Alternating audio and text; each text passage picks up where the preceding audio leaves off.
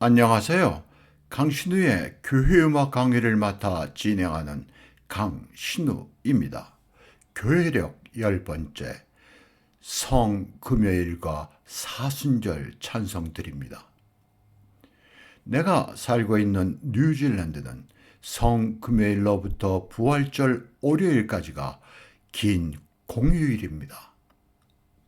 이것은 북방부에 위치한 우리나라와 달리 남반부에 있어 계절이 정반대입니다. 성금요일에서 부활절로 이어지는 이곳은 여름의 끝자락으로 황금 같은 연휴인 것입니다. 이곳에서 성금요일과 부활절의 모든 상점이 문을 열 수 없으며 관광객을 위한 식당 같은 곳을 제외하곤 철저히 지켜지고 있습니다. 한편 성금요일 전날인 목요일이 되면 가족 휴가나 가족을 방문하기 위해 떠나는 자동차의 행렬이 꼬리를 물고 이어집니다. 더욱이 이 연휴 뒤에 학생들의 부활절 방학이 시작되어 긴 휴가를 즐길 수 있습니다. 실제로 이곳에서 성금요일 교회에 가는 사람은 아주 적은 수입니다. 한편에서는 가게를 운영하는 사람들이 영업을 할 수 있게 정부의 청원하나 들은 척도 하지 않습니다. 이 시기는 많은 사람들이 정원을 가꾸는 시기인데 그 이유는 여름의 건조한 날씨가 끝나고 비가 자주 오는 날씨가 시작되어 나무를 심기에 알맞은 시기이기도 합니다. 휴가를 떠나지 않는 사람들이 정원을 손질하기 위해 이와 관계된 상점에 영업을 호소하나 정부는 고집을 부리며 버티고 있어 이제 이들은 지쳐있는 상태입니다. 이날은 거룩한 날이니 거룩하게 지나라는 것입니다. 금요일 낮 12시에 드리는 예배는 영국교회나 카톨릭교회 그리고 일부 교단교회에서 예배를 드리는데 참석하는 교인 수는 적은 편입니다. 이와는 달리 부활절에는 자녀들이 함께 부모의 집을 방문하여 평소와는 달리 부활절 예배는 젊은이들과 어린 아이들로 교회당이 넘쳐납니다. 이곳에 성금요일에서 부활절 예배로 이어지는 정경입니다. 내가 미국에서 공부를 마치고 돌아와 교회력에 따른 음악이 중심이 된 예배를 구성하여 합창단과 함께 교회의 주요 절기가 되면 여러 교회를 다니며 음악 예배를 드렸습니다. 성금요일 낮 12시에 드리는 예배로 우리 주 예수 그리스도의 십자가 위의 7말씀은 유경재 목사님이 계시던 안동교회에서 2회 반복하여 드렸고 다른 몇 교회에서 저녁에 이 예배를 드렸습니다. 안동교회에서 교회 주요 절기 음악 예배들과 찬송제를 드렸는데 유경재 목사님의 배려와 후원이 있었습니다. 독일 코랄인 우리 주 예수 그리스도의 십자가의 7말씀이 주제가 되고 바로 그 시대 독일 작곡가인 샤무엘 샤이트의 이 코랄을 주제로 한 6개의 올광곡을 연주하는 사이에 성서의 말씀과 이에 대한 명상, 기도와 찬송, 그리고 성가대가 성가곡으로 노래하였습니다. 이는 수준 높은 예배로 한국 교회에서 다시 할 수 있을까 하는 생각마저 듭니다. 한국에서 성금요일이 평일이어서 도심의 교회에서 성금요일 낮 12시 금식하는 시간에 교회 주변 직장인들을 위한 예배로 준비하면 다른 교회들의 파급력이 있으리라 생각했던 것입니다. 이 예배를 위한 자료가 나의 블로그 찬송 예배 그리고 교회 문화에 있고 호산나 음악사에서 발행한 교회력에 의한 예배와 음악에 완벽한 자료가 있습니다. 우리나라 대부분의 교회는 설교를 전담하는 담임 목사와 장로들로 구성된 당회라는 의결기구가 교회 중심에 있습니다. 이러한 당회는 예배나 음악 부분에 대해 대부분은 전문성이 없습니다. 이들은 과거 자신들의 경험에 따라 판단하고 실행합니다. 이러한 결과 새로운 형태의 예배나 음악에 대한 변화에 적응하는 면에서 우리 교회들은 뒤처져 있습니다. 우리 교회는 오직 담임 목회자의 관심과 의지에 따라 예배와 음악에 대한 변화와 발전이 가능한 것입니다. 이를 위해 전문 지식을 가진 전임 음악 지도자와 함께한 파트너십은 절실한 것입니다. 우리 교회에 영향을 주어온 미국의 교회들 가운데 전임 음악 지도자와 전임 오르간 주자 그리고 성악가들로 이루어진 성가대는 일반적입니다. 미국의 많은 교회들이 이렇습니다. 시스템에 의해서 그 교회가 운영되고 있죠. 그런데 우리는 아직 음악 지도자가 전문화되지 못합니다. 전통적으로 교회는 성직자와 음악 지도자로 구분되어 있고 이 두 집단에 의해서 교회가 이끌어져 나가는 것입니다. 옛날부터 예배와 관계된 직책으로는 성직자와 음악가였었어요. 그리고 그 두 분야의 사람들이 유일한 예배와 관계된 유급 지도자였습니다. 성금요일과 사순절을 위한 새로운 찬송가 성가를 소개하고 이 강의를 마무리하려 합니다. 사순절과 고난주간의 찬송가, 성가대를 위한 성가는 다른 절기에 비해 선곡의 폭이 넓습니다. 예수 그리스도의 고난과 죽음에 대한 찬송 외에도 시편의 탄원의 시와 참회의 시, 그리고 예레미야, 애가와 같은 음악들이 있습니다. 빈번하게 합창 음악회에서 노래하는 탄원의 시편과 참회의 시편, 그리고 예레미야, 애가는 우리에게는 익숙하지 않으나 실제로 사순절과 고난주간에 예배에서 성가대가 노래합니다. 예를 들면 나의 강의에서 소개한 탄원의 시편가와 찬송들, 그리고 토마스 탈리스의 예레미야 애가와 다윗의 참회의 시인 시편 51편인 그레고리오 알레그리오의 합창곡인 주여 우리에게 자비 베푸소서는 예배에서 사순절과 고난주간에 성가대가 노래하는 성가입니다. 그런데 우리는 이 음악들을 마치 클래식 음악과 같이 음악회에서 듣는 음악으로 인식하고 있는 게 우리의 현실입니다. 시편에서 탄원의 시의 내용은 민족적 고난, 위기, 파멸에서 구원, 개인의 구원, 원수의 핍박에서의 구원에 대한 내용들입니다. 시의 특징은 오 하나님, 오 여호와여, 주여, 나의 하나님이여, 기억하소서, 구원하소서와 같은 절규와 호소하는 내용의 문체입니다. 시편은 찬양의 시편과 감사의 시편, 그리고 탄원의 시편, 그리고 교훈적인 내용의 시편이 있습니다. 그 외에 여러 절기나 경우를 위한 시편들이 있죠. 그런데 찬양의 시편과 감사의 시편, 탄원의 시는 앞 문장만 보면 이것이 찬양의 시편이구나. 이것이 탄원의 시편이구나 알 수가 있는 거예요. 그래서 여러분들이 그러한 상식을 갖고 있으면 시편을 이해하는데 많은 도움이 될 것입니다. 찬양이나 감사의 시편은 할렐루야란 말이 맨 먼저 나오는 건 다 찬양의 시편이에요. 찬양하라.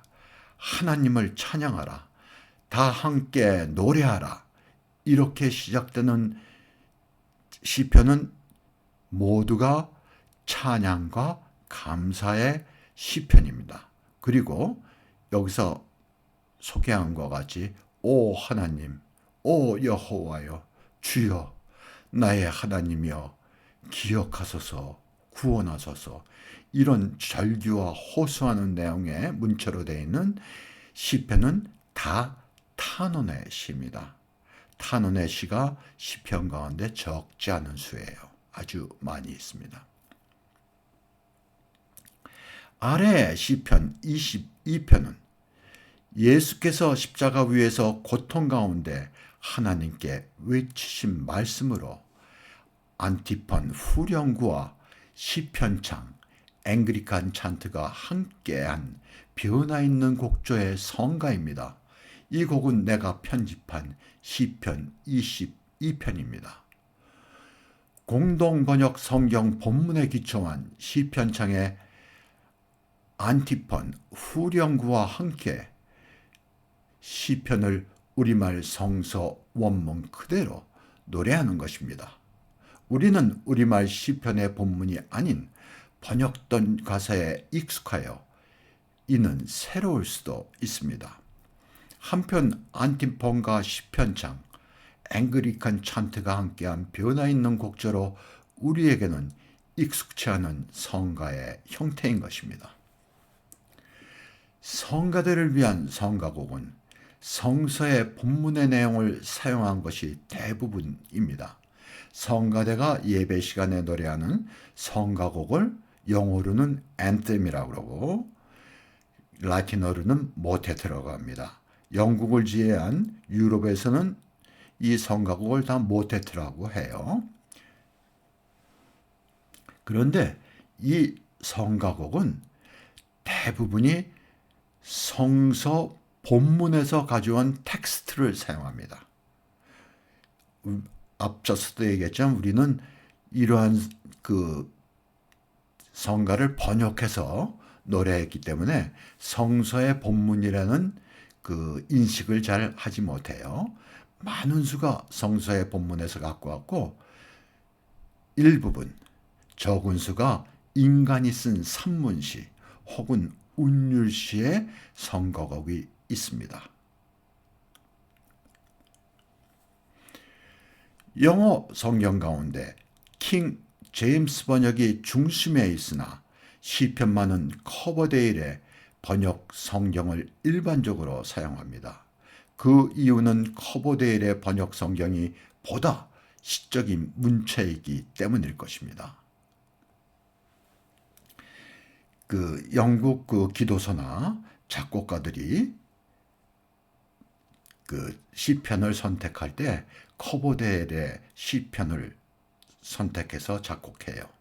그 이유는 킹 제임스 번역의 성경보다는 커버데일의 성경이 보다 시적이고 시적인 문체이기 때문인 것입니다. 그래서 우리도 우리 작곡가들이 성서의 본문을 인용해서 작곡할 때는 여러 성경 가운데 시적인 문체로 되어 있는 성경을 선택해야 됩니다.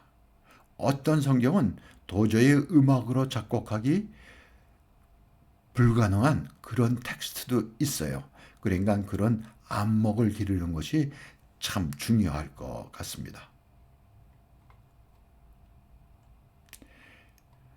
네, 그러면 이 시편 21편을 내가 상세히 설명하면서 노래해 보겠습니다. 여러분들이 너무 상세해서 어색해할 것 같고 잘 모를 것 같아서 내가 일일이 노래로 하겠습니다. 이 시편은 크게 세 부분으로 나눠져 있어요. 이 앞에 사성부 합청으로 되어 있는 것이 후렴구입니다. 음악적인 전문 용어로는 안티폰이라고 그래요. 후렴구예요. 이 후렴구는 이 시편에서 가장 중요한 말을 반복하는 거예요. 가장 중요한 말을 반복하는 거예요. 시편 22편은 여러분들이 다 잘 아시죠? 예수께서 십자가 위에서 외치신 소리예요. 엘리 엘리 라마 사막다니. 이를 번역하면 나의 하나님 나의 하나님 어찌하여 나를 버리시나이까. 이 외치신 말씀이에요.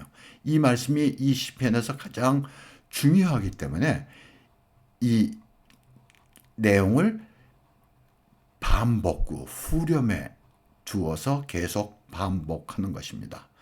그 다음에 두 번째는 시편의 본문을 노래하기 시작하는데 이 곡조는 시편창이에요. 영어로는 쌈모디라고 하죠. 시편창인데 이 시편창은 중세부터 지금까지 시편을 노래할 때 사용되는 곡조입니다. 이 시편창은 단선율로 되어 있어요. 무반주 단선율로 되어 있습니다. 그 다음 부분은 이렇게 사성부로 된 시편창인데 이 멜로디는 사성부예요. 시편창 멜로디예요. 이 시편창 멜로디에 사성부 화성을 붙인 건데 이러한 것을 앵글리칸 찬트, 음악용어로는 앵글리칸 찬트라고 하고 더 쉽게 풀어서 얘기하면 영국교회 찬트입니다. 영국교회 찬트예요. 그러면 내가 이 성가를 범창을 해보겠습니다. 맨 먼저 안티폰인 후렴구를 합창으로 노래하는 부분을 내가 한번 노래해 보겠어요. 나의 하나님 나의 하나님 어찌하여 나를 버리시나이까.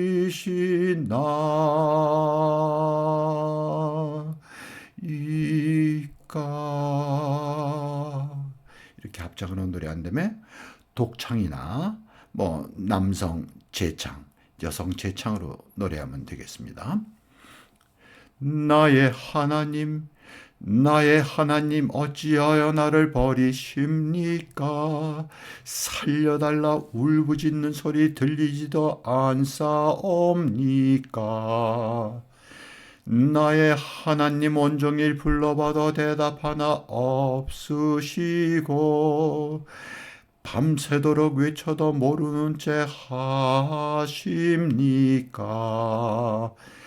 그러나 당신은 옥자에 앉으신 거룩하신 분, 이스라엘이 찬양하는 분. 이렇게 3절을 마치고 나서 4절을 앵글리칸 찬트를 갑니다. 여기는 사성부로 이 찬트를 노래하게 되어 있어요. 우리 선조는 당신을 믿었고 믿었기에 그들은 구원을 받았습니다. 당신께 부르짖어 죽음을 면하고 당신을 믿고서 실망하지 않았습니다. 그러고 나서 후렴구로 돌아가서 이 안티폰을 노래하는 거예요. 나의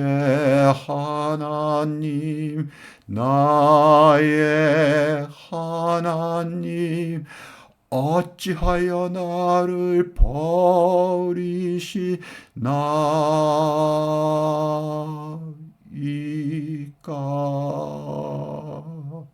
네. 악당들이 무리지어 돌아갑니다. 원수들이 이 몸을 노려보고 내려다보며 겉옷은 저희끼리 나눠 가지고 속옷을 놓고서 제비를 뽑습니다. 여호와여 모르는 채 마옵소서. 나의 힘이여 빨리 도와주소서.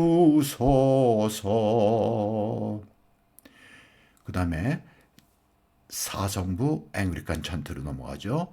여호와를 경외하는 사람들아 찬양하여라. 야곱의 후손들아 주께 영광 돌려라. 내가 괴로워 울부짖을 때 외면치 않으시고 탄원의 소리 들어주신다. 다시 후렴구로 들어갑니다. 나의 하나님, 나의 하나님, 어찌하여 나를 버리시나이까.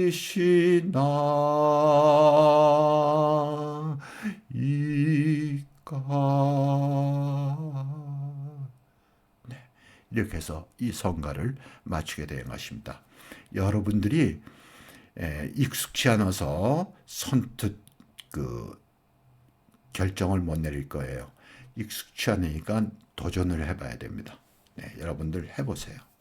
그러면 훌륭하게 해낼 수 있을 것입니다. 그리고 지휘하는 게 시편창은 지휘를 가사에 따라서 지휘를 하면 돼요. 뭐 특별한 방법이 없습니다. 그러니까 망설이지 마시기 바랍니다.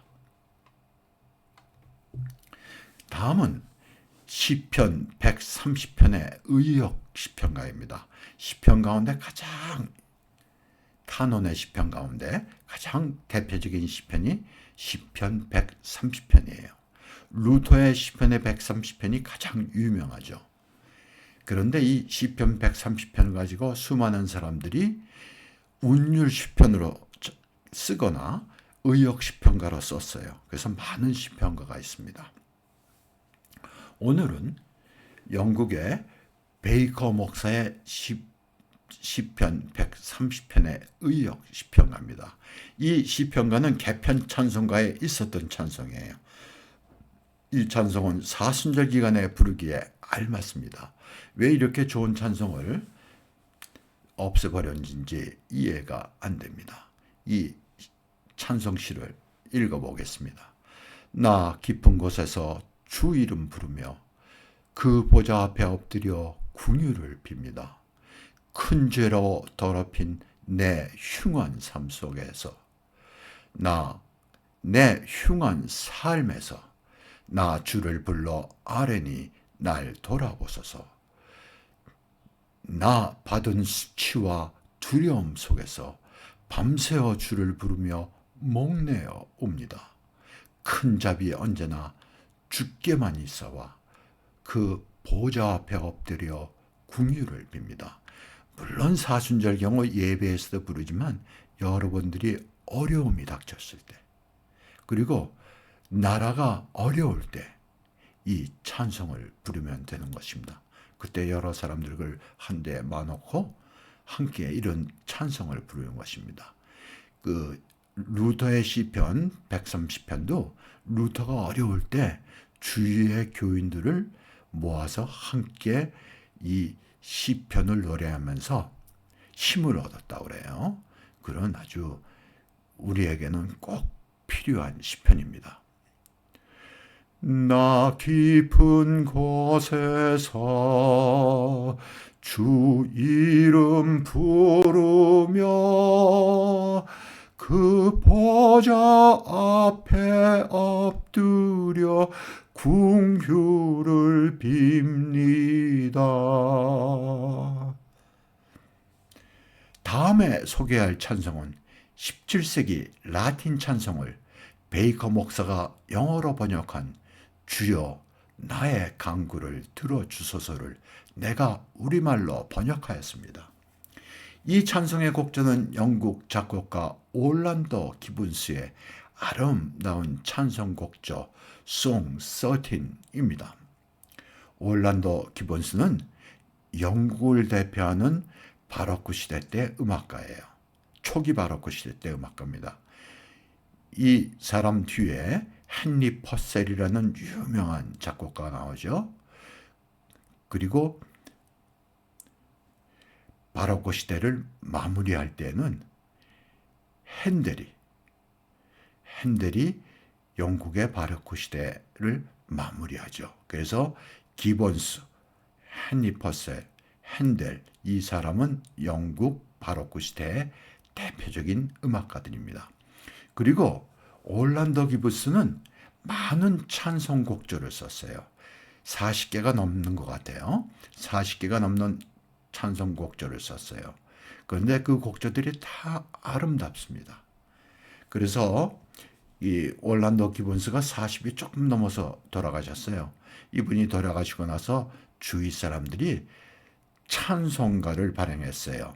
올란도 기본스의 찬송 곡조에 곡을 붙인 찬송가를 발행을 했어요. 이것이 어찌 보면 영국의 최초의 찬송가가 될 수도 있겠습니다. 이 곡조는 조금은 복잡한 리듬의 기본스의 곡조이나 아름다운 찬송 곡조입니다. 아마 우리나라에서 기본스의 찬송은 처음 소개하는 것이 아닌가 생각됩니다. 이 찬송 역시 사순절 기간에 알맞은 내용의 찬송입니다. 이 찬송의 곡조를 회중이 쉽게 부를 수 있도록 리듬을 단순화하여 내가 편곡한 곡을 나의 블로그와 강의에 소개하였습니다. 관심 있는 분은 찾아보시기 바랍니다. 주여 나의 간구를 들어주시옵소서. 주의 아픔 가운데 함께 하게 하소서. 세상 모든 유혹과 어려움이 있을 때 주의 상한 손길이 나를 인도하신다. 나의 육신 지치고 나의 영혼 고날 때 주의 고난이 인하여 나는 위로받는다. 세상 끝날 올 때에 나를 보호하시어 주의 상한 품 안에 품어 주시옵소서.